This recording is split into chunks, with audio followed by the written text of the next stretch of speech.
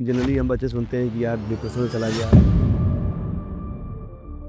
PG की तैयारी में भी डिप्रेशन चला गया और पीजी की तैयारी में डिप्रेशन में चला गया।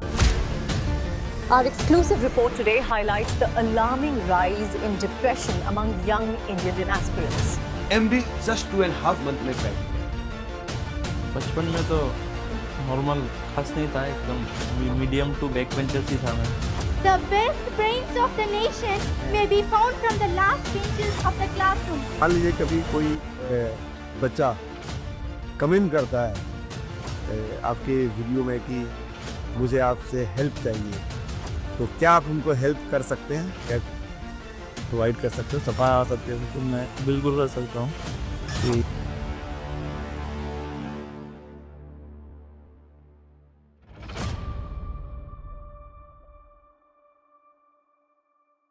Hello everyone, welcome to autograph of life with Siara. हम इस शो में गेस्ट के पर्सनल जर्नी एंड उनके स्ट्रगल और उनके सक्सेस के बारे में डिस्कस करते हैं। आज के इस एपिसोड में हमारे वेरी स्पेशल गेस्ट है डॉक्टर आकाश। इनके पर्सनल जर्नी, इनके ग्रोथ और इनके सक्सेस के बारे में हम लोग देखेंगे। इन्होंने एमबीबीएस की पढ़ाई सेंट्रल गवर्नमेंट मेडिकल कॉलेज से किया है एंड एमबी जस्ट 2.5 मंथ में क्रैक किया है और एवी गवर्नमेंट मेडिकल कॉलेज से ही एमडी करने वाले हैं। सो हम लोग स्टार्ट करते हैं इनकी जर्नी से। So hello doctor Akash. Hi, thanks for inviting me here. So आपकी जर्नी बहुत इंस्पायरिंग है, जितना मैंने रिसर्च किया आपके बारे में जाना। सो मुझे लगा कि क्यों नहीं हम ऑडियंस को आपकी जर्नी को शेयर करें, जिससे ऑडियंस भी सीखे और अपनी लाइफ में ग्रोथ करे और सक्सेस करे। सो आपकी जर्नी को स्टार्ट करते ही डिफरेंट पार्ट ही। सबसे पहला मेरा क्वेश्चन है आपसे, आप एज ए स्टूडेंट, मतलब एकदम बचपन की बात कर रहे हैं, हाँ, कैसे स्टूडेंट थे आप? बचपन में तो नॉर्मल खास नहीं था, एकदम मीडियम टू बैक बेंचर ही था मैं।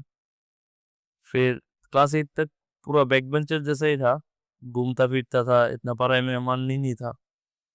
फिर क्लास 8 में एक एग्जाम हुआ था हमारे स्कूल में नहीं, दूसरे स्कूल में ही हुआ था। वो एक स्कॉलरशिप एग्जाम जैसा था, तो उसमें मिला नहीं मुझे।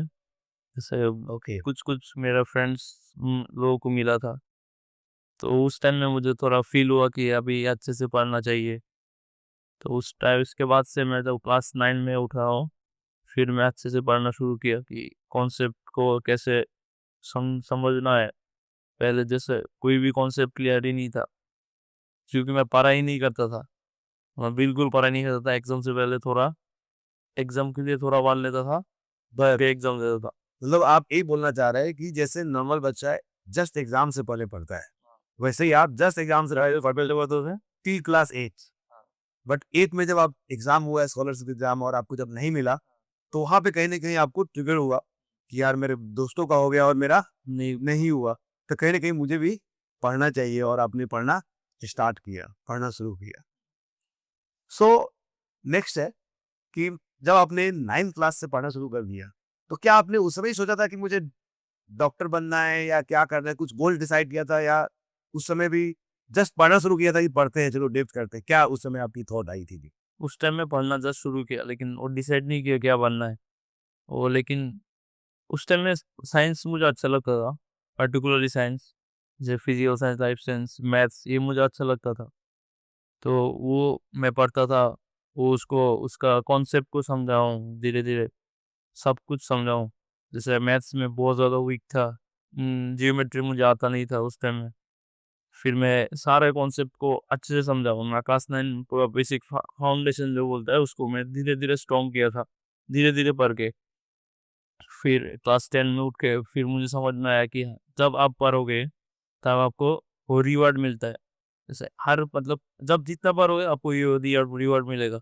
जैसे एग्जाम हो, क्लास टेस्ट हो, या क्लास में कोई भी क्वेश्चन पूछ लिया, तो आप जब आंसर करोगे तो आपको रिवॉर्ड मिलेगा, और तब आपको फील होगा कि आपको नॉलेज का जानना कितना इम्पोर्टेंट है। आप जैसे मैं क्लास में एक आंसर दे दिया, दूसरा बच्चा नहीं दे पाया, तो वो जो टीचर ने आपको जो एप्रिसिएशन करेगा, वो आपका रिवॉर्ड ही है। और वो आपको ऐसा फील होगा कि मैं और नेक्स्ट डे मुझे और ज़्यादा जानना है उसके बारे में। वो कॉन्सेप्ट को और क्लियर करना है, थोड़ा डेप्थ में और जाना है। ऐसे करके पढ़ना शुरू किया। फिर धीरे-धीरे जैसे बायोलॉजी में अच्छा लगना शुरू हुआ, तो मैं बायोलॉजी बायोलॉजी थोड़ा अच्छा लगना शुरू हुआ। फिर मैं सोचा ठीक है, फ्यूचर में डॉक्टर बनना है। ओके। तो मैंने जहाँ तक सुना है कि आपकी क्लास में जब आपने पढ़ना शुरू किया, तो क्लास में कोई गर्ल थी जो टॉप करती थी और आप जो है जब पढ़ना शुरू किए तो शायद सेकंड टॉप करने लगे 9th क्लास में। क्या ऐसा ही है? हाँ, सही है। तो आप 9th क्लास में सेकंड टॉपर बन गए। हाँ, 9th क्लास में सेकंड टॉपर बना था। तो इतना आपने स्टडी किया। हाँ, हाँ, मतलब उस टाइम में मुझे तो शुरू में उसका मतलब सब्जेक्ट के लिए एक मतलब अलग से एक वो मोटिवेशन था कि यार उसको समझना पड़ेगा मुझे। वो सब्जेक्ट मतलब मज़ा आ रहा था मुझे पढ़ने में। तो मज़ा आ रहा था, जब पढ़ने में मज़ा आता है तब बिल्कुल हो सकता है, पॉसिबल है। मतलब कुछ भी हो सकता है। जितना पढ़ोगे उतना आपको रिज़ल्ट मिलेगा। वो मज़ा आना चाहिए हर सब्जेक्ट में। आप कोई भी फील्ड में बढ़ना है तो आपको मज़ा आना पड़ेगा सब्जेक्ट में बस। ओके। और मैंने सुना कि आपने क्लास 10th में पूरी त्रिपुरा में टॉप कर गए थे साइंस में जो है। हाँ, मैं क्लास 10 में त्रिपुरा में साइंस में टॉप किया था। तो थोड़ा बताइए उसको कैसे हुआ ये? हाँ, ऐसे करिश्मा या चमत्कार कैसे हुआ आपके लाइफ में? जैसे मैं तो मेरा विलेज का एक स्कूल में पढ़ता था, तो 11-12 नहीं था उधर। तो 11-12 पढ़ने के लिए अगरतला में आना पड़ता था, हमारे इधर के लोगों को साइंस के लिए। तो मेरा मन था कि उमाकांत एकेडमी है, जो बेंगोली मीडियम का स्कूल था, वो मेरा था कि उधर मुझे पढ़ना है 11-12 में साइंस। तो उधर चाहिए था, साइंस ग्रुप में मार्क्स चाहिए था।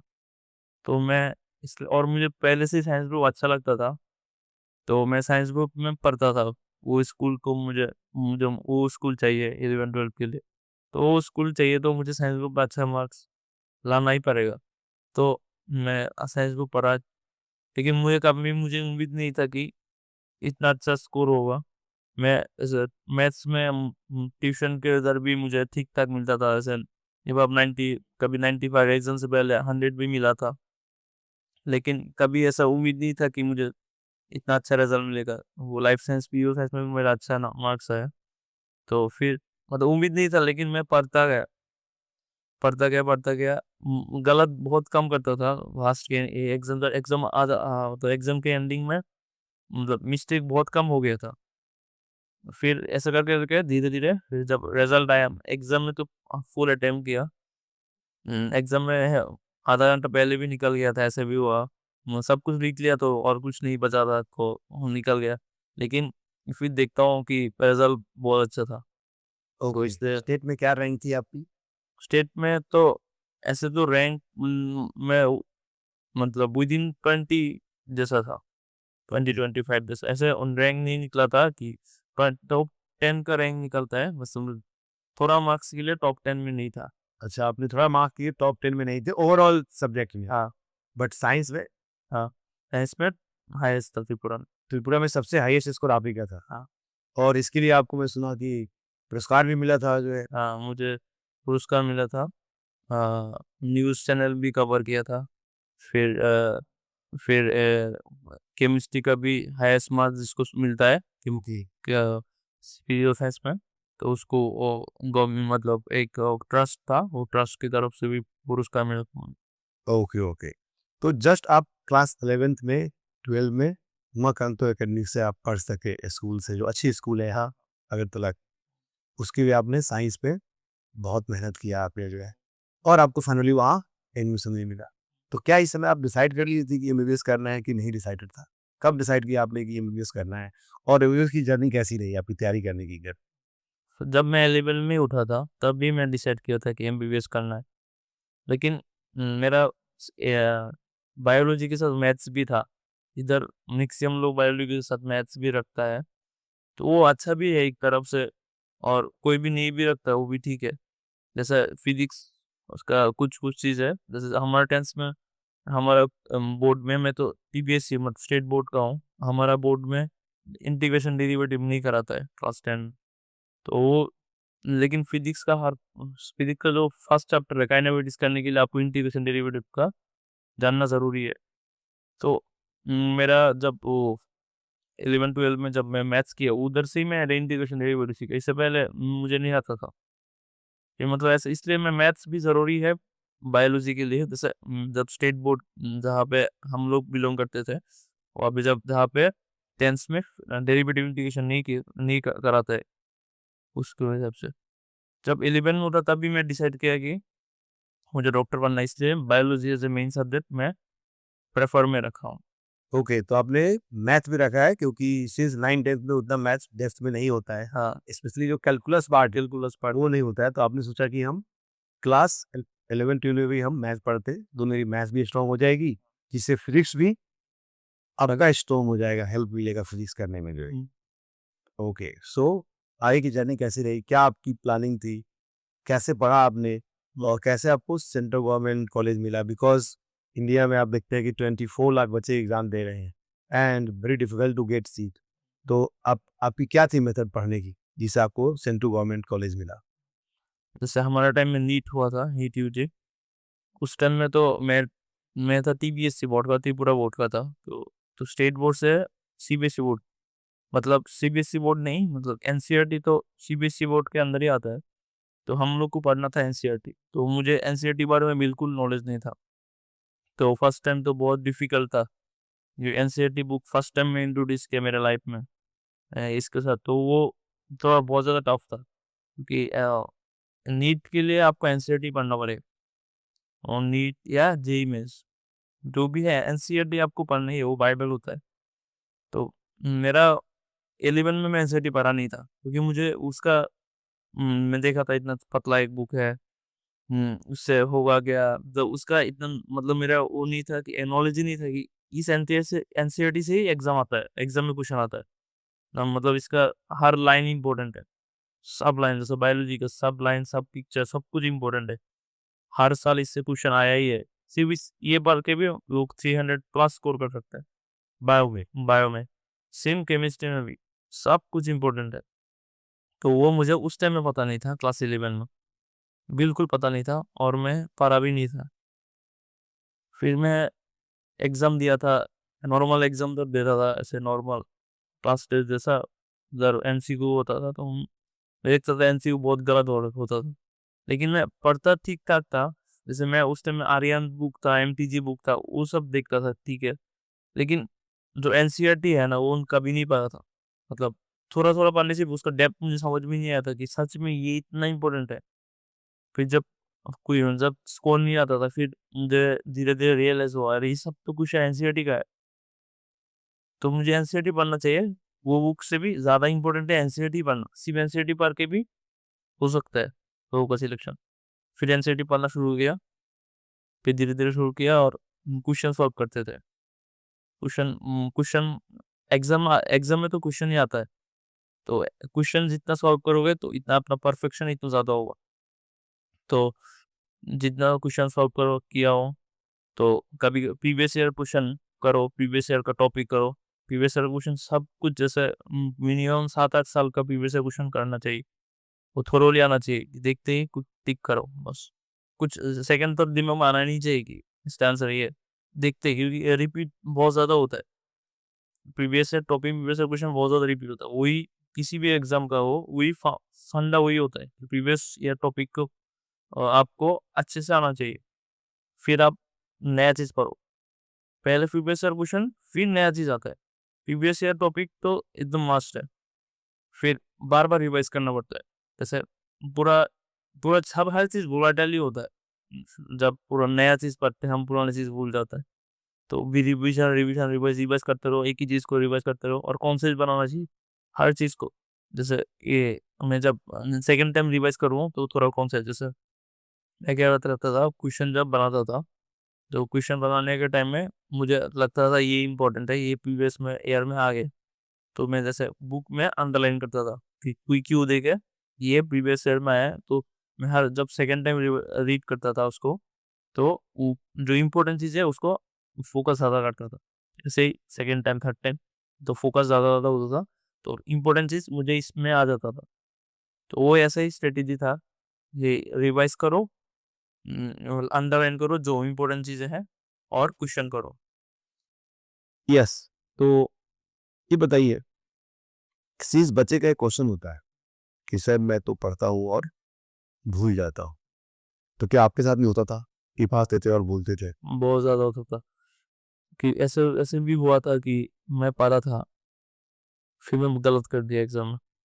ओके। 2-3 दिन पहले पढ़ा था कि एग्ज़ाम याद नहीं आ रहा है और कोई और ऑप्शन देख के कन्फ्यूज़ हो गया मैं। ऐसा तो मैक्सिमम लोगों के साथ ही होता है। तो उसका एक ही ट्रिक है कि आप जब पढ़ोगे तो उस इसके बाद एमसीक्यू सॉल्व करना है। तो आपको पता चलेगा कि इस मतलब ये इस कॉन्सेप्ट का लिए जो क्या क्वेश्चन आ सकता है, इस कॉन्सेप्ट से ओरिएंटेड, इस टॉपिक के बेसिस में क्या क्वेश्चन आता है। तो उस हिसाब से आपको द इम्पोर्टेंस पता चलता है। और जैसे हर और इसको रिवाइज करना पड़ता है बहुत बार। एक बार पढ़ के आप डायरेक्टली क्वेश्चन में जाओगे तो इनिशियली ठीक होता है। फिर क्या होता है कि आप कुछ दिन नहीं पढ़ा ना, फिर ये सब चीज़ हर चीज़ भूल जाओगे। तो क्या करना है आपको? रिवाइज करना है। बार-बार रिवाइज करना है, बार-बार रिवाइज करना है। ऐसा भी होता है कि फर्स्ट अटेम्प्ट में आपको सारा क्वेश्चन गलत हो गया, लेकिन घबराना नहीं है। आपको नेक्स्ट टाइम फिर से रिवाइज करना है इसको। क्या गलती हुआ उसको ढूँढना है। या मेरा कॉन्सेप्ट में गलती है या मेरे मटेरियल्स में गलती है, ना मेरा स्ट्रेटेजी गलत है। तो इसको वेरीफाइंग करके फिर नेक्स्ट टाइम फिर से पढ़ के फिर से एमसीक्यू करना है और बार-बार इसको रिवाइज करना है।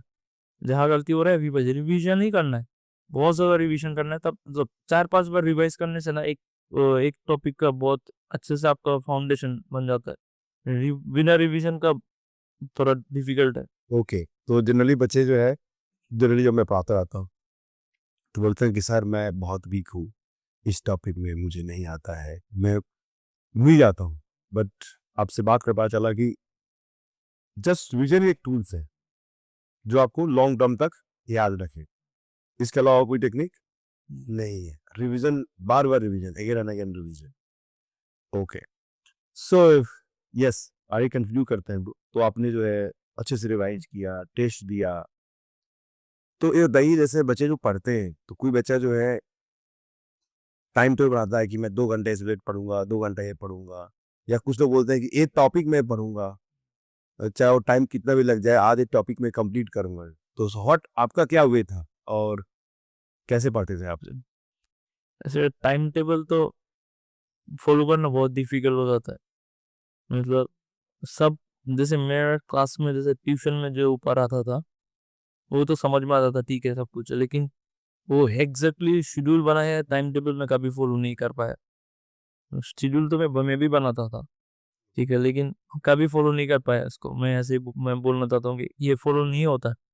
मैक्सिमम लोगों का होता नहीं है। शेड्यूल तो बन जाता है, शेड्यूल बनता है, बहुत मोटिवेशन आता है शुरू शुरू में, लेकिन ये फॉलो बहुत डिफिकल्ट होता है ये सब फॉलो करना। लेकिन आपको ठीक है, इससे इस बात से मतलब घबराना नहीं है कि शेड्यूल फॉलो नहीं कर पाया मैं, मेरा रैंक तो खराब नहीं होगा, मैं तो कुछ छूट तो नहीं जा रहा है ना। लेकिन आपको क्या है कि आपको पढ़ते रहना है कि इस चीज़ों को समझना और आपको कॉन्सेप्ट को क्लियर रखना है हमेशा। जब भी आप कोई भी चीज़ पढ़ोगे तो आपको समझ के पढ़ना है कि नेक्स्ट टाइम भी हम इज़िली रिकॉल कर पाए कि हाँ, ऐसे ऐसा चीज़ ऐसा था इसलिए ऐसा हुआ। ऐसे ही सिर्फ पढ़ते रहे तो फ़ायदा नहीं होता है। ऐसे भी कुछ बच्चा है जो एनसीईआरटी को बुक को पूरा मार्क कर देता है। वो फ़ायदा नहीं होता है। पूरा मार्क कर देने से पूरा फ़ायदा नहीं होगा। जो इम्पोर्टेंट चीज़ है, वो मार्क करो बस। और चीज़ें को जैसे कॉन्सेप्ट को जब आप बिल्ड करोगे, कॉन्सेप्ट जब बिल्ड होगा, तो आप क्वेश्चन ईज़िली कर पाओगे। थोड़ा ट्रिकी क्वेश्चन होने से भी ईज़िली कर पाओगे। वही है। ओके, समझ में आ गया आपका पढ़ने का स्टाइल कि कंसेप्ट को समझकर पढ़ो। सिर्फ ऐसे पढ़ मत लो। सो ना जरूरी है तो रिकॉल करना क्या होगा, ये इजी होगा, आसान होगा। ओके, सो ये बताइए जब आप पढ़ रहे थे एज ए स्टूडेंट तो कंफर्म था कि आपका नीट क्रैक हो जाएगा, या कभी डाउट भी हुआ कि नहीं नहीं होगा मेरा, मतलब क्या क्या था, कॉन्फिडेंस आपकी कैसी थी? वो तो कोई नहीं बोल सकता कि हाँ, हाँ इजीली मिल जाएगा, कि क्रैक हो जाएगा। लेकिन ऐसा था कि हाँ, मतलब प्रोग्रेशन हो रहा था, देख रहा था कि हाँ स्कोर अच्छा आ रहा है, ठीक ठाक आ रहा है स्कोर। तो मतलब वो जब आप ग्रैंड टेस्ट मॉक टेस्ट दोगे तो आपको पता चल जाता है कि मेरा हर सब्जेक्ट में कैसा स्कोर आ रहा है। तो जैसे फिजिक्स केमिस्ट्री बायोलॉजी था उस टाइम पे, तो फिजिक्स केमिस्ट्री बायोलॉजी में कैसा आपका इम्प्रूवमेंट हो रहा है, कौन से सब्जेक्ट आप वीक हो, कौन से सब्जेक्ट में आप स्ट्रांग हो। तो उसी हिसाब से आपको पता चलता है कि ठीक है, फिजिक्स में इतना मार्क्स चाहिए, केमिस्ट्री में इतना मार्क्स चाहिए, बायोलॉजी में इतना मार्क्स चाहिए। उसी हिसाब से आप प्लान भी करोगे कि कौन सा फर्स्ट अटेम्प्ट करना है, सेकंड अटेम्प्ट कौन से सब्जेक्ट को करना है, थर्ड अटेम्प्ट को उसको सब्जेक्ट कौन। तो आप जब जीत ही दोगे, ग्रैंड टेस्ट या मॉक टेस्ट जो भी दोगे आप, तब आपको पता चलेगा। ओके, सो क्या कोई भी बच्चा नीट क्रैक कर सकता है, या नीट के लिए कुछ स्पेशल माइंड होना चाहिए, क्या लगता है आपको? नीट के लिए स्पेशल माइंड होना ज़रूरी नहीं है, कोई भी बच्चा कर सकता है। मैं भी सीधा साधारण बच्चा ही था, तो मुझे लगता है कि आपको पहले गोल होना चाहिए कि नीट क्रैक करना है मुझे। फिर आपको फोकस होना चाहिए और कंसिस्टेंट रहना चाहिए। बहुत ज़्यादा कंसिस्टेंट, हर दिन उठना है, पढ़ना है, हर दिन उठना है, पढ़ना है। ठीक है, हर दिन पॉसिबल कभी-कभी नहीं होता है, फिर भी जितना हो सकता है कोशिश करना चाहिए हमेशा। Okay, so according to you, first of all goal होना जरूरी है, देन फोकस चाहिए, फिर उस पे कंसिस्टेंसी चाहिए। अगर ये तीनों हैं तो नीट कोई भी कर सकता है, कोई भी स्टूडेंट नीट क्रैक वो इज़ी कर बट साथ में जो है, मतलब लाइफ में, मतलब मजे नहीं लेने हैं, दावा से पर ज्यादा मजे नहीं लेने हैं। ज्यादा मजे से, एक और क्वेश्चन इससे रिलेटेड है, मजे से related, because you know now days जो हमारे जेनजी है वो सोचते हैं कि चलो पढ़ाई के साथ साथ ये भी कर लेंगे वो भी कर लेंगे, सब ऐसे सोचते रहते हैं, ठीक है। और उसमें तो एक और, तो क्या ऐसा पॉसिबल है कि मतलब सब कुछ करके नीट क्रैक कर ले? मतलब वो जो सब कुछ एक साथ पॉसिबल नहीं होता है। ठीक है, आप कर सकते हैं, लेकिन जो आपको जैसे आपको अच्छा कॉलेज मिलने के लिए, तो आप पूरा इंस्टाग्राम, फेसबुक और सब कुछ चला के आप बहुत अच्छा कॉलेज नहीं मिलेगा आपको। ऐसे भी होता है, ठीक है, आपका जैसे फ़ोकस था आप स्टडी में, लेकिन जब आप थोड़ा स्मार्ट स्टडी किया, तो आपको ऐसा नहीं कि टॉप कॉलेज मिल जाएगा, लेकिन ठीक है, आपका स्मार्ट स्टडी से आप नॉर्मल एवरेज कॉलेज आपको मिल सकता है। ऐसा नहीं बोलूँगा कि जैसे जो लोग स्मार्ट स्टडी करते हैं, स्मार्ट स्टडी भी होता है।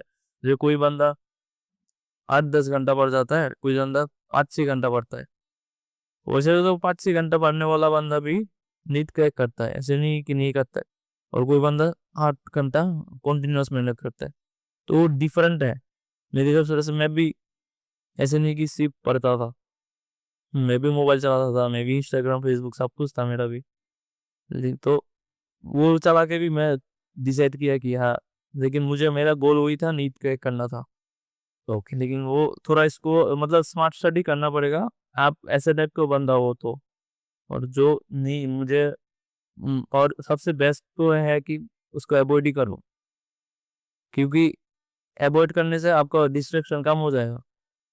लेकिन मैं मतलब मेरा खुद का पर्सनल एक्सपीरियंस से बोल रहा हूँ मैं, मतलब खुद पर्सनली में मेरा जो था कि मैं भी इंस्टाग्राम फेसबुक चलाया था, लेकिन लेकिन नहीं चलाना चाहिए, डिस्ट्रैक्शन कम करने के लिए। तब रिजल्ट अच्छा होने का प्रोबेबिलिटी और ज़्यादा बढ़ जाता है। इस एज में जब बच्चा 11th-12th में जाता है तो हार्मोनल चेंज आते हैं, एंड बच्चे जो है सीरियस रिलेशनशिप पे चले जाते हैं, and because of that reason बच्चे फेल भी हो जाते हैं और समटाइम्स सुसाइड भी करते हैं। तो क्या आपके साथ भी ऐसा हुआ था, और इससे कैसे जो है हैंडल कर सकते हैं, कैसे मैनेज कर सकते हैं, अगर आप बच्चों को गाइड कर सकें? हाँ, जब लोग 9th, 10, 11, 12 में होता है तो हार्मोनल चेंज तो होता है। उस टाइम में शूट अप होता है हार्मोन का। हाँ, उसके कारण इमोशनल चेंज भी आता है लोगों में, रिलेशनशिप में जाता है, बहुत कुछ करता है लोग। लेकिन आपको जो चाहिए था, आपको जैसे नीट आपको चाहिए, जेईई चाहिए आपको, जेईई में आपको क्रैक करना है, तो आप ये रिलेशनशिप में जाने से आपका डिस्ट्रक्शन बहुत ज़्यादा हो जाता है। आपको तब उस टाइम में लगेगा कि नहीं, मुझे रिलेशनशिप ज़्यादा प्रायोरिटी ऐसा फील हो सकता है, क्योंकि आपके आपके अंदर वो वाला डेवलपमेंट नहीं हुआ जो चाहिए था, कि हाँ मतलब वो गोल ओरिएंटेड डेवलपमेंट इतना ज़्यादा जल्दी नहीं होता है मैक्सिमम लोगों का। तो वो रिलेशनशिप में जाने से क्या होता है, थोड़ा थोड़ा तो कॉम्प्रोमाइज़ होता है। जैसे बहुत रिलेशनशिप जाने से टाइम देना पड़ेगा दोनों को, तो वो जो टाइम अब वेस्ट हो रहा है आपका, तो वो तो आपका प्रिपरेशन के लिए थोड़ा इफ़ेक्ट करता है। तो इसलिए हाँ, 11-12 तक रिलेशनशिप अवॉइड करने अच्छा है। ओके, आप सीरियसली प्रिपरेशन कर रहे हो तो। कर सकते हैं। हुँ। ओके, ठीक है। मतलब रिलेशनशिप अवॉइड करना चाहिए, अगर सीरियसली अच्छी रैंक चाहिए था, अच्छे कॉलेज चाहिए तो। बट अगर आप रिलेशनशिप में है तब भी क्रैक कर सकते हैं, स्मार्टली मैनेज कर। मैनेज करते हैं, हाँ। ओके, ठीक। मैम, फिर जैसे कई रिलेशनशिप में दोनों जैसे गर्लफ्रेंड बॉयफ्रेंड दोनों सपोर्टिव होने से, दोनों को ठीक है, तुमको भी पढ़ना है, मुझे भी पढ़ना है, तो ऐसे टाइप का मेंटेलिटी होने से कोई प्रॉब्लम नहीं। ओके, ऐसे मतलब से हाँ, दो साथ में क्रैक कर ऐसे कर सकते हैं। ऐसे भी बहुत सारा एग्जाम्पल है। ओके, ओके, हाँ। ठीक है। नेक्स्ट है हम डिस्कस करेंगे आपकी एमबीबीएस की जर्नी। कैसा रहा आपकी एमबीबीएस की जर्नी एंड कैसा कॉलेज एक्सपीरियंस था? बहुत सारे बच्चे जो सुन रहे होंगे जो एमबीबीएस कॉलेज में जाएंगे अब, तो आप बताएं अपनी जर्नी को। एमबीबीएस जब नीट क्रैक किया था तो बहुत मज़ा आया था कि कॉलेज में जाएंगे। कॉलेज मेरा बहुत अच्छा था, कॉलेज का जर्नी। मेरा शिलोंग में था, मैं डिग्रीज में पढ़ता था। तो उम, तो शिलोंग तो वो एक हिल स्टेशन है, तो उधर हमारे कॉलेज में क्या है कि हम लोग बहुत ज़्यादा मज़े किया था कॉलेज में। तो कॉलेज जर्नी बहुत अच्छा था। तो जो होता है ना, लोग बोलता है जो कॉलेज में ये मज़ा करोगे, ये करोगे, ये करोगे, वो सब कुछ किया। फर्स्ट ईयर से फाइनल ईयर इंटर्नशिप में भी किया, बहुत मज़े किए कॉलेज में। तो ऐसे होता है उम, कि लोग बोलते हैं ना, हमारा भी टीचर लोग बोलते हैं, "अरे कॉलेज जाके तो मज़ा ही मज़ा है। अभी थोड़ा पढ़ लो, नीट क्रैक कर लो, कॉलेज जाके तो मज़ा ही मज़ा है।" वो भी ठीक है, मैं बोलता हूँ हाँ, मज़े करने के लिए आपको बहुत ऑप्शन मिले हैं। कॉलेज फेस्ट होता है, दोस्तों के साथ पार्टी होता है, सब कुछ होता है। लेकिन एग्ज़ाम भी होता है, हर साल एग्ज़ाम होता है। हर साल प्रोफेशनल एग्ज़ाम होता है, फिर आपका जो इंटरनल एग्ज़ाम होता है। तो वो एग्ज़ाम तो चलता रहता है, ठीक है, एग्ज़ाम पूरा ज़िंदगी भर एग्ज़ाम चलेगा। लेकिन उन साथ-साथ में मज़े भी चाहिए। जैसे हमारा जैसे ऐज अभी मज़े करने का भी है, लेकिन ये मत सोचो कि सिर्फ़ मज़े करेंगे, पढ़ाई छोड़ देंगे सब कुछ, ये भी नहीं होना चाहिए। पढ़ाई के साथ-साथ मज़े भी करो। जैसे एग्ज़ाम से पहले मैं पढ़ लेता था, जो ऐसा फर्स्ट ईयर में से फर्स्ट ईयर की चीज़ पढ़ लेता, इंटरनल एग्ज़ाम से पहले थोड़ा पढ़ लेता था। तो वो प्रोफेशनल एग्ज़ाम में जाके मुझे हेल्प मिलता था। लेकिन बाकी टाइम में पढ़ाई करते थे, मज़े-मज़े में पढ़ाई करते थे। ऐसा नहीं है कि पढ़ाई में बहुत ज़्यादा सीरियस हो गए थे। ऐसा नहीं, ऐसे कभी नहीं था। मेरा ऐसा था कि मज़े भी करेंगे, पढ़ाई भी करेंगे। जब पढ़ाई का टाइम आएगा तब अच्छे से पढ़ाई करेंगे, जब मज़े का टाइम आएगा तब फुल मज़े करेंगे। ओके, तो जनरली बाहर में तो यही बोला जाता है कि यार मेडिकल की पढ़ाई बहुत टफ है, अंदर में जाने के बाद भी बहुत टफ होता है। बट आज आपसे बात करके पता चला कि ऐसा नहीं है कि बहुत टफ होता है। पढ़ाई के टाइम में पढ़ाई करो, एग्जाम के टाइम में पढ़ाई करो एंड मजे करने के टाइम में फुल मजे करो, फिर भी आपकी अच्छी जर्नी हो जाएगी। हाँ। सो मैंने ये सुना जब रिसर्च किया तो कि आपने जो है एमडी का जो पीजी का जो प्रिपरेशन होता है वो आपने कुछ 2.5 मंथ में पढ़ दी कि जस्ट आप कॉलेज से पास आउट है दिस ईयर और आपने सिर्फ 2.5 मंथ की तैयारी किया और पीजी निकाल लिया। बिकॉज लोग को सालों लग जाता है पीजी की तैयारी करने में, या बहुत लोग तो एमबीबीएस के according first year second year से स्टार्ट करते हैं पीजी की तैयारी। तो आपने कब स्टार्ट किया था इसकी तैयारी, थोड़ा इस पे समझाया इसको। मैं पीजी का प्रिपरेशन आफ्टर इंटर्नशिप। इंटर्नशिप के बाद जैसे हमारा इंटर्नशिप के बाद एग्ज़ाम हुआ था, तो जैसे मुझे उस टाइम में फर्स्ट जब डेट निकला था नीट पीजी का, कब होगा बता सकते हैं? फर्स्ट जून 15 जून में था। 15 जून 2025 हाँ 2025 में एग्जाम का फर्स्ट डेट दिया था। हाँ, और हमारा इंटर्नशिप मेरा इंटर्नशिप लगभग अप्रैल में खत्म हुआ था। ओके, तो अप्रैल में आपका अप्रैल 25 में आपका इंटर्नशिप पड़ा था, तो मैं और जून 15 जून को निकला उसका डेट एग्जाम होगा। ओके तो मेरा पास 1-1.5 महीना ही था। ओके तो मैं सोचा था, और मैं एमबीबीएस में पढ़ाई किया था, लेकिन एंट्रेंस मतलब एग्जाम के लिए, एकदम पीजी के लिए इतना खास मेरा प्रिपरेशन नहीं था। बट क्या आपके दिमाग में था कि पीजी करना है? हाँ, मुझे मुझे मेरा दिमाग में था कि एमबीबीएस के बाद मुझे पीजी करना है। ओके, मुझे मुझे नौकरी नहीं करना है डायरेक्टली, जॉब नहीं करते हो, नहीं करना है, मुझे पीजी कर। मुझे पीजी करना है। वो मेरा दिमाग में था, और मैं सोचा था कि मैं एमबीबीएस इंटर्नशिप के बाद प्रिपरेशन करूंगा और फिर मैं पीजी करूंगा। ओके फिर जब एमबीबीएस खत्म हुआ, इंटर्नशिप खत्म हुआ, फिर जब हाँ सोच रहा हूँ कि अभी प्रिपरेशन शुरू करना है मुझे, तो मैं घर में आ गया था। घर में आके ऑनलाइन प्लेटफॉर्म का सब्सक्रिप्शन लेके, और अब से आपने तैयारी करना शुरू किया 15 जून से? नहीं 15 जून नहीं, मेरा जैसे अप्रैल खत्म होते ही मेरा इंटर्नशिप खत्म हुआ।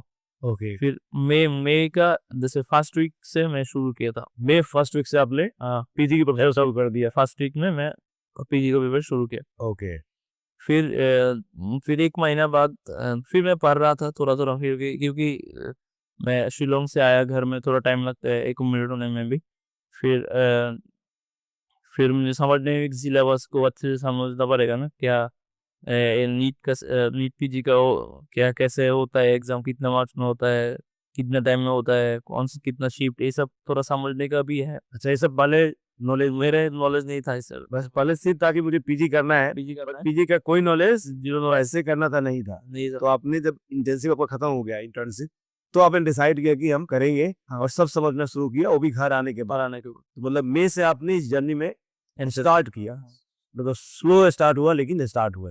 ओके तो जैसे 1 हफ्ता लग जाता है ये सब समझने में, कौन सा सब्जेक्ट किस फैकल्टी से पढ़ना है, कौन सा सब्जेक्ट में क्या इम्पोर्टेंट है, कैसा, ये सब थोड़ा टाइम लग जाता है। तो ये वैसे 1 हफ्ता 10 दिन जैसा लग गया था, कैसे पढ़ना है सब सोच के पूरा, से मेरा जर्नी कैसा रहेगा एग्जाम के। फिर 15 जून में एग्जाम था। फिर मैंने सोचा ठीक है, ये 15 जून तक जितना हो सकता है थोड़ा पढ़ लेंगे, फिर नेक्स्ट ईयर के लिए मेरा थोड़ा बूस्ट अप हो जाएगा रैंक। क्योंकि ये मेरा बहुत सारा सीनियर लोग भी ऐसा ही किया है, 1 साल पढ़ के अच्छा रैंक मिल गया तो ले लिया कॉलेज से सर। तो मैं सोचा ठीक है 15 जून तक तो है, तो जब जून तक मैं पढ़ूंगा। तो मैं पढ़ना शुरू किया। फिर 1 महीना बाद पोस्टपोन हुआ नीट। सुप्रीम कोर्ट का भी थोड़ा केसेस हुआ था, तो नीट पोस्टपोन हुआ था हमारा। तो 1 महीना बाद पोस्टपोन का अनाउंसमेंट हुआ था। ओके तो 1 महीना बाद पोस्टपोन होके ये 15 जून से 3 अगस्त में हुआ था। ओके, मतलब ये एग्जाम होने वाला था 15 जून को, हाँ। और आपने तैयारी स्टार्ट किया मई में। तो जस्ट मतलब 1.5 मंथ की टाइम थी, उसमें आप तैयारी स्टार्ट कर दी।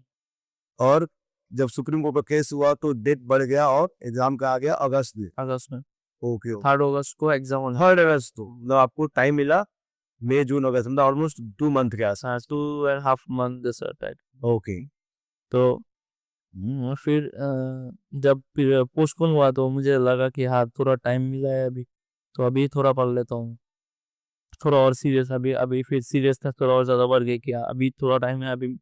कि 1 साल मुझे ऐसा ऐसा फील आता था कि 1 साल पढ़ने से तो अच्छा है, 3 महीना पढ़ के भी खोलने से तो अच्छा है कि मेरा टाइम भी बच जाएगा थोड़ा। वो प्रेशर भी होता है, एक बहुत ज़्यादा प्रेशर है। प्रिपरेशन आसान नहीं है, प्रिपरेशन चीज़ बहुत ज़्यादा टफ हो जाता है, क्योंकि घर बैठे पढ़ना है, सब कुछ सोशल मतलब वो सोशल लाइफ भी ज़ीरो रहता है ना। कॉलेज में लाइफ कुछ अलग था, घर में आके कुछ लाइफ अलग हो गया, पूरा चेंज हो गया, अब सिनेरियो पूरा चेंज। फिर मैं प्रिपरेशन करना शुरू किया। फिर जैसे मैं रैपिड रिवीजन ही पढ़ा था, क्योंकि मेरे पास बहुत कम टाइम था। पढ़ा था सिर्फ रैपिड रिवीजन में, रैपिड रिवीजन पढ़ा था, क्वेश्चन कर किया था, क्विज देता था, डेली क्विज देता था, क्वेश्चन करता था। फिर मुझे फिर रिवाइज करता था हर चीज़ को धीरे धीरे, मतलब बार बार रिवाइज करो, जो भूल जाता था उसको रिवाइज करता था। और क्वेश्चन करते रहते ऐसे प्रीवियस ईयर का टॉपिक आता था, क्वेश्चन आता था, तो वो को सॉल्व करता था। प्रीवियस ईयर का क्वेश्चन ही सबसे ज़्यादा इम्पोर्टेंट है जो। फिर मैं जैसे मेरे पास टाइम बहुत कम था, तो मैं जीडी भी ज़्यादा दे नहीं पाया। जो ग्रैंड टेस्ट होता है, बोलते हैं ग्रैंड टेस्ट ज़्यादा देना चाहिए, क्योंकि जैसे ग्रैंड टेस्ट देने से आपको पता चलता है आप कहाँ कहाँ पे हो, आपका प्रिपरेशन कहाँ पे है, आप कौन सा सब्जेक्ट में वीक हो, आपको कौन सा इम्प्रूवमेंट करना है। तो ग्रैंड टेस्ट देने से ये सब सब कुछ पता चल जाता है। तो मैं अभी दिया था, 3-4 ग्रैंड टेस्ट दिया हूँ, तो वो मुझे हेल्प किया कि कहाँ पे मैं वीक हूँ, कहाँ कहाँ पे हूँ, कैसे सब्जेक्ट को कैसे डील करना है। तो लेकिन जो लोग के पास ज़्यादा टाइम समय होता है, वो लोग ज़्यादा जीटी देता है। और जीटी देने से आपका इम्प्रूवमेंट ज़्यादा होगा, कि आप जब एनालाइज भी करना पड़ता है जीटी को। तो जीटी दिया, आपको एनालाइज करना है कि कहाँ आप गलती हो रहा है, नेक्स्ट टाइम उसको आपको रेक्टिफाई करना है। तो ऐसे ही मेरा जानने था। ओके, तो ओवरऑल आपने मई में अप्रैल में आपका इंटर्नशिप खत्म हुआ, मई में आपने कैरियर स्टार्ट की, सॉरी हाँ स्टार्ट किया, और स्टार्टिंग बहुत स्लो था, एंड आपने 3 अगस्त को एग्जाम दिया और आपने क्रैक कर लिया, आपको जो है गवर्नमेंट मेडिकल कॉलेज मिलने वाला है। सो ये बताइए, जब आपने कैरियर स्टार्ट किया तो आपको कॉन्फिडेंस था कि मुझे हो जाएगा, मिल जाएगा जो है? नहीं, शुरू में तो कॉन्फिडेंस नहीं था, लेकिन फिर धीरे-धीरे जब मैं क्वेश्चन सॉल्व करना शुरू किया, शुरू में बहुत गलत होता था क्वेश्चन, क्योंकि मेरा ऐसे नहीं था मैं शुरू फर्स्ट ईयर से मैं प्रिपेयर कर रहा हूँ। मैं जब शुरू किया था, जैसे फर्स्ट रीड दिया, जैसे कोई भी रिपीटिशन कोई भी सब्जेक्ट उठाया, तो फर्स्ट रीड दिया। तो फर्स्ट रीड देने के बाद एमसीक्यू गलत हुआ था, बहुत सारा गलत हुआ था। फिर जैसे 1 महीना गया, 1.5 महीना गया, फिर मेरा क्वेश्चन ज़्यादा होने लगा है, कि जो पहले वैसे 50% क्वेश्चन होता था, 50% नहीं होता था। फिर 60% होने लगा, 70% होने लगा, तब मुझे कॉन्फिडेंस मिला, अरे! पढ़ने से होगा। ऐसे वो फिर मैं क्विज़ भी अटेम्प्ट करता था। क्विज़ डेली क्विज़ अटेम्प्ट करता था, उसमें भी अच्छा अच्छा परफॉर्मेंस होता था। तो वैसे तो वो मेरा ये मोटिवेशन था कि हाँ, हो सकता है, मतलब मैं कर सकता हूँ। ओके, मतलब धीरे-धीरे जैसे टाइम आया, आपका कॉन्फिडेंस डेवलप होता गया कि यस पॉसिबल है और मैं कर सकता हूँ। जब मैंने आपके बारे में जानने की कोशिश किया, तो पता चला कि इस 3 मंथ में आपने स्टडी में इतना खो गए कि आपकी तबीयत भी खराब हो गई, हेल्थ भी खराब हो गया है। हाँ, तो ऐसे में मतलब वो मेरा सोशल लाइफ बहुत ज़ीरो हो गया था। मैं घर से भी नहीं निकल निकल पाया था, और अ, एक्टिविटीज़ भी ज़ीरो हो गया था। तो क्या होता था, नींद का भी बहुत प्रॉब्लम, मेरा ऐसे भी स्लीप का थोड़ा प्रॉब्लम है मेरा। तो घर में रहते-रहते सिर्फ़ घर में ही था, सिर्फ़ पढ़ाई किया था। तो यहाँ तो अच्छे से नींद नहीं होता था। एक टेंशन भी है, प्रेशर भी है, तो वो तो था मेरा। तो फिर है एग्ज़ाम से पहले दिन भी मैं सो ही नहीं पाया पूरा। पता नहीं, मतलब ऐसे मैं सोने का बहुत कोशिश किया, 10 बजे सोने गया था, लेकिन सो ही नहीं पाया। बिल्कुल भी ज़ीरो, 1 घंटा भी सो नहीं पाया।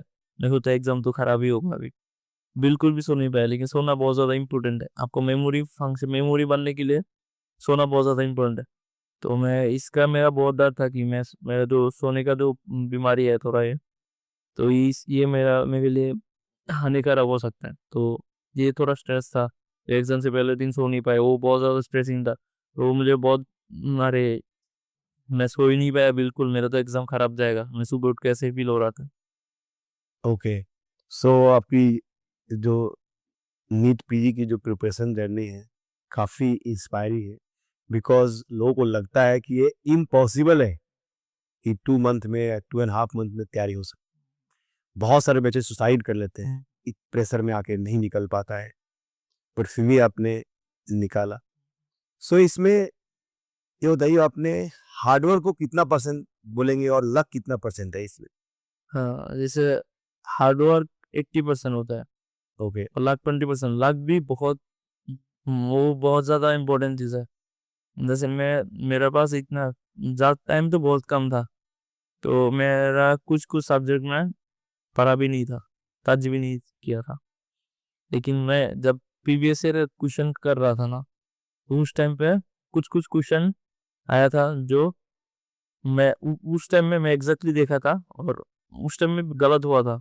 कि फर्स्ट टाइम के लिए उस टाइम मैं थ्योरी भी नहीं पढ़ा था। इन प्रीवियस ईयर क्वेश्चन एक साथ आता था। तो मैं ऐसे अटेम्प्ट किया, एग्ज़ाम में भी देखता हूँ वही क्वेश्चन आया। तो उस टाइम में मुझे पता चला कि इसका आंसर ये है क्योंकि मैं गलत किया। तो उसका आंसर भी देख लिया था मैं। ये उसका एक्सप्लेनेशन भी देख लिया था मुझे। तो मैं ये ऐसा टाइप मतलब ये लाक लाक भी बोल सकते हैं आप इसको, हार्ड वर्क भी बोल सकते हैं। लाक बहुत ज़्यादा इम्पोर्टेंट चीज़ है क्योंकि एग्ज़ाम के दिन कैसे आपका जा रहा है वो बहुत ज़्यादा इम्पोर्टेंट चीज़ है। एक 3-4 घंटा आपका पूरा लाइफ़ को डिफाइन करता है ऐसे भी बोलता है लोग। तो मतलब ये 3-4 आपको नेक्स्ट ईयर कैसे होगा, आपका नेक्स्ट 3-4 साल कैसे होगा वो डिफाइन करता है। तो उसके लिए मैं लक को भी बोलता हूँ कि लक भी होना चाहिए। 20% लक 80% हार्ड वर्क। ओके।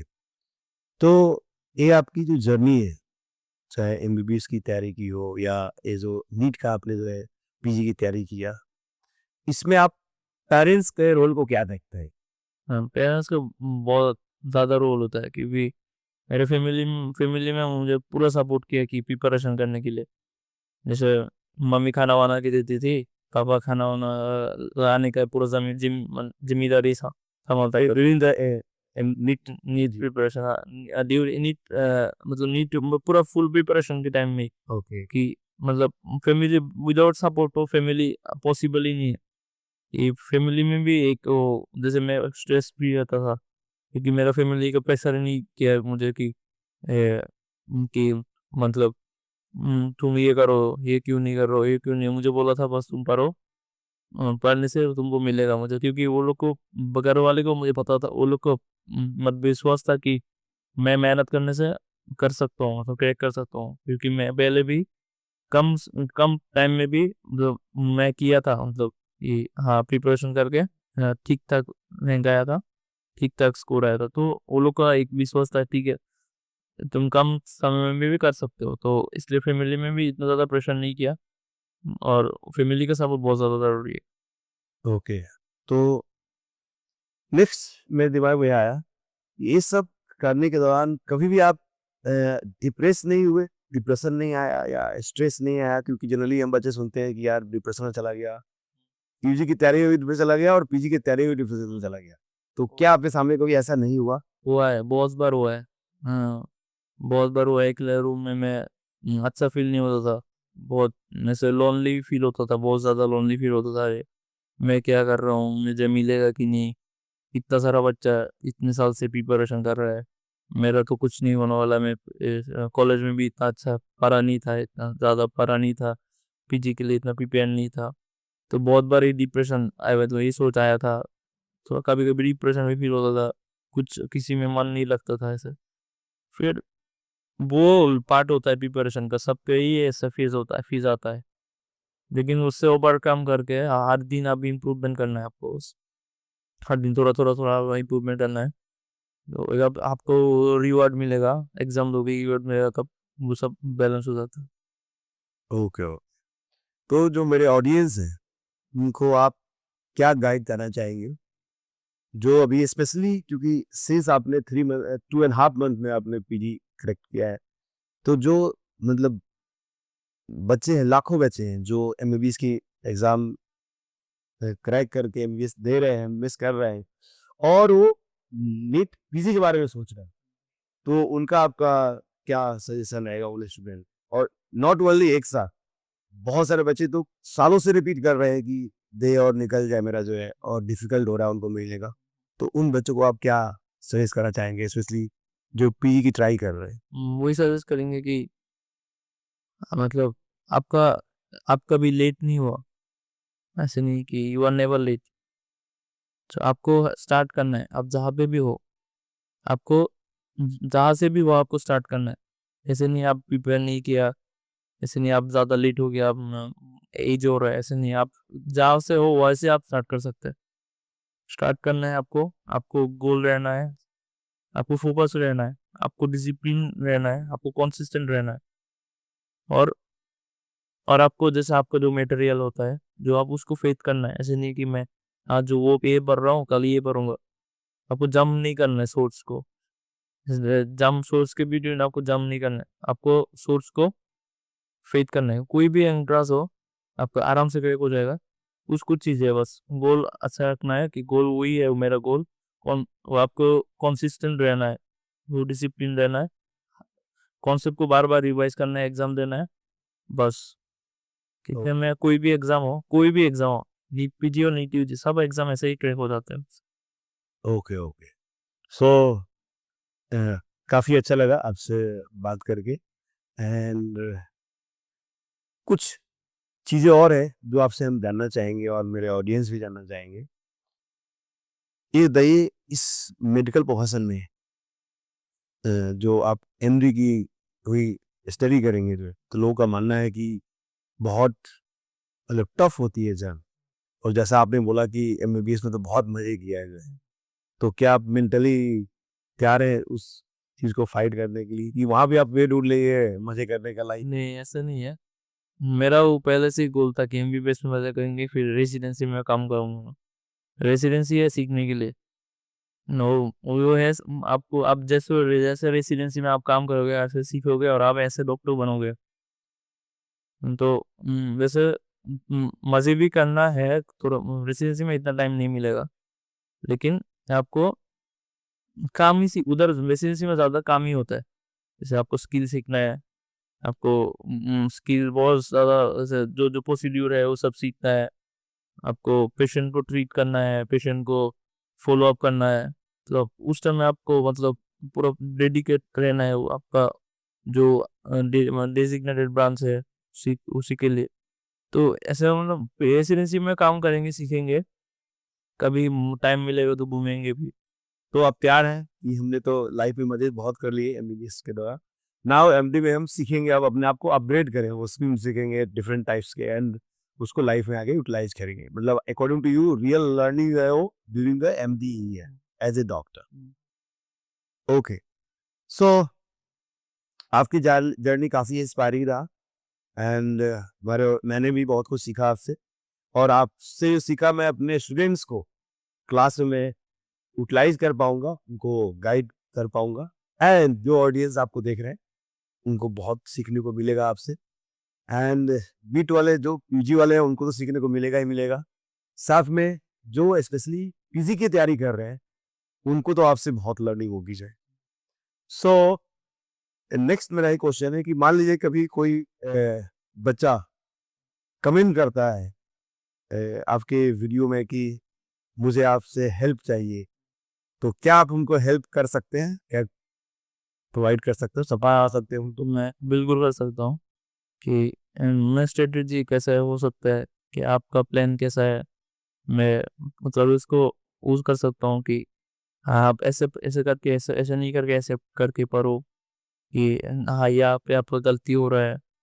वो वो अब मैं हेल्प कर सकता हूँ लोग को ऐसे इस तरह। ओके मतलब कोई बच्चा जो नीट पीजी की तैयारी कर रहा है या पीजी की तैयारी कर रहा है अगर आपसे हेल्प लेना चाहे तो आप उसको पर्सनल गाइडेंस आप दे सकते हैं तो बहुत ऐसी जो है हेल्प करना ऐसे कोऑपरेटिव होना आज के दुनिया में जो है it is very difficult but आप करने के लिए तैयार हैं thank you very much and definitely जो भी होगा जो भी कमेंट आएंगे वहाँ से आपके पास में पहुँचाने की कोशिश करूँगा और वे निकालूंगा कैसे आप उन बच्चों को आप हेल्प कर पाएंगे कैसे सपोर्ट कर पाएंगे नेक्स्ट ये है कि जनरली जो बच्चा तैयारी करना चाहता है मेडिकल का उसको ये लगता है कि यार मेडिकल फील्ड में तो बहुत पैसा छापेंगे चल कर जो है तो क्या रियली मतलब पैसे के पॉइंट ऑफ व्यू से पैसे छापने के पॉइंट ऑफ व्यू से मेडिकल करना चाहिए या क्या है आपका इसमें सिर्फ पैसा के पॉइंट ऑफ व्यू से तो नहीं होता है। मेडिकल ब्रांच एक नोबल प्रोफेशन है। उसमें फर्स्ट ऑफ ऑल आता है कि पेशेंट केयर।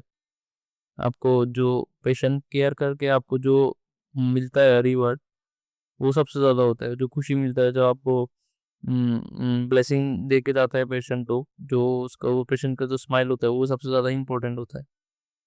पैसा कमाना एक पार्ट है। पैसा तो सबको चाहिए। पैसा पैसा भी मिलता है मेडिकल में, बहुत ज़्यादा बहुत पैसा है।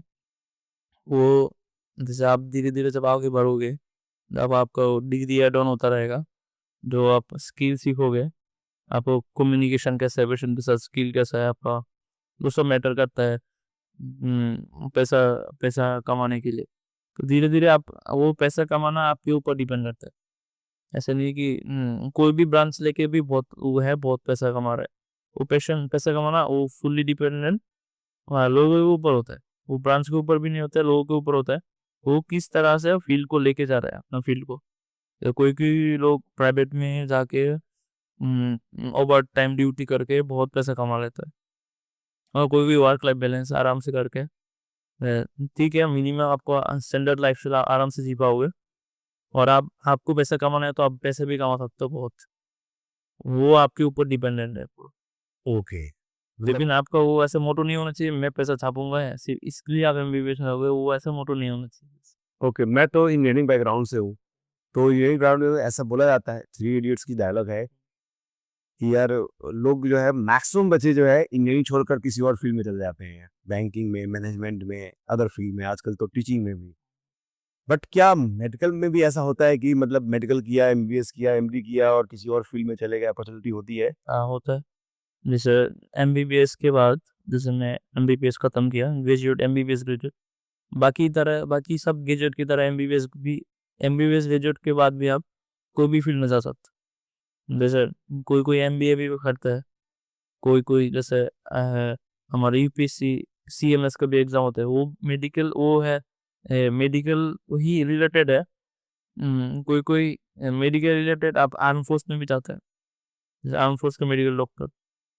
और कोई कभी-कभी आप ऐसे एज़ ए ग्रेजुएट कोई यूपीएससी भी क्रैक करता है। जैसे कुछ साल पहले ऑल इंडिया रैंक 4 वो मेडिकल बैकग्राउंड से था, एमबीबीएस था वो। तो ऐसा नहीं, मतलब हर चीज़ में जा सकते हो आप, हर फील्ड में जा सकते हो।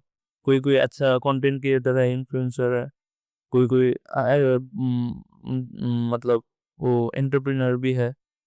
मतलब पॉसिबल है। एज़ ए ग्रेजुएट आप मेडिकल बैकग्राउंड से हो, लेकिन इसके बाद आपको बहुत सारा स्कोप है। ओके, तो एमबीबीएस के बाद भी मतलब लाइक इंजीनियरिंग बहुत सारा अपॉर्चुनिटी है, वो पर्सनल पे डिपेंड करता है कि वो क्या करेगा। नाउ एक क्वेश्चन और मेरे दिमाग में है, what is your hobby? Because बहुत सारे बच्चे हैं जो पढ़ाई करते रहते हैं और उनकी हॉबी भी होती है, तो हॉबी की तरफ चले जाते हैं, पढ़ाई कम हो जाता है। तो व्हाट इज योर हॉबी और कैसे बैलेंस करते हैं इन दोनों को? हाउ? मैं तो क्रिकेट खेलता हूँ, बैडमिंटन खेलता हूँ, घूमता हूँ, वो सब मुझे अच्छा लगता है। जैसे दोस्त लोगों के साथ कुकिंग वुकिंग करना, खेलना, घूमना, ये सब अच्छा लगता है मुझे। तो हॉबी तो सब हर लोगों को हॉबी होना चाहिए। सबका हॉबी को होना चाहिए। हॉबी हॉबी आपको माइंड को रिलैक्स करेगा। कभी भी आप लो फील करोगे तो, या आप जो आपको जो मन करते हैं वो करना चाहिए। तो ऐसे वही है कि हॉबी को करो, उसको थोड़ा टाइम दो, और जो आपका प्रोफेशन है उसको ज़्यादा टाइम देना चाहिए। हॉबी को भी मेंटेन करना चाहिए। मैं वो बोलूँगा कि हॉबी सबको और लाइफ में हॉबी होना चाहिए, और उसको मेंटेन करो। और साथ में आपका जो प्रोफेशनल लाइफ है उसको उसको तो ज़्यादा प्रायोरिटी देना चाहिए। हॉबी को मेंटेन करो, साथ में प्रोफेशनल लाइफ को ज़्यादा प्रायोरिटी दो। Thank you very much.